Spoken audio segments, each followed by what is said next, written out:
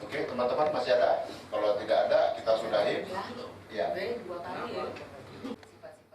Kabar akan dicopotnya Kabareskrim Komjen Budi Waseso memunculkan reaksi dari fraksi PDI Perjuangan. Fraksi Banteng Moncong Putih itu pun mengeluarkan pernyataan sikap terkait isu pencopotan tersebut. Melalui kadernya Masinton Pasaribu, fraksi PDIP menolak wacana pencopotan Budi Waseso.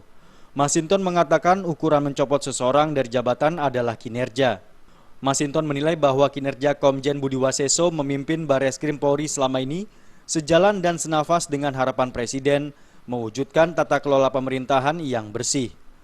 Anggota Komisi 3 ini menduga ada intervensi dalam rencana pencopotan Komjen Buas dan menduga ada kaitannya antara pencopotan Komjen Buas dengan sepak terjangnya menyelidiki kasus di sejumlah BUMN.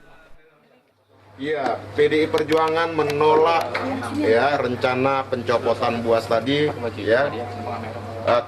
Pertimbangan kami adalah agar ya kami bukan semata-mata membela pribadi Buas, tapi yang kami bela adalah penegakan hukum. Aparat penegak hukum tidak boleh diintervensi siapapun. Ya.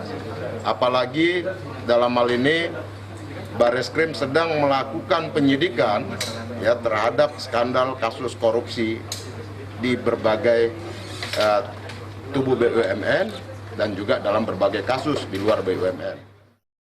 Kepala Badan Reserse Kriminal Kabareskrim Komisaris Jenderal Polisi Budi Waseso dikabarkan akan dilengsarkan dari jabatannya sebagai Kabareskrim.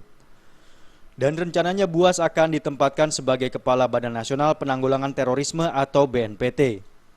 Dari Jakarta, Febi Waryanti dan Wayan Agus Sumarjaya melaporkan.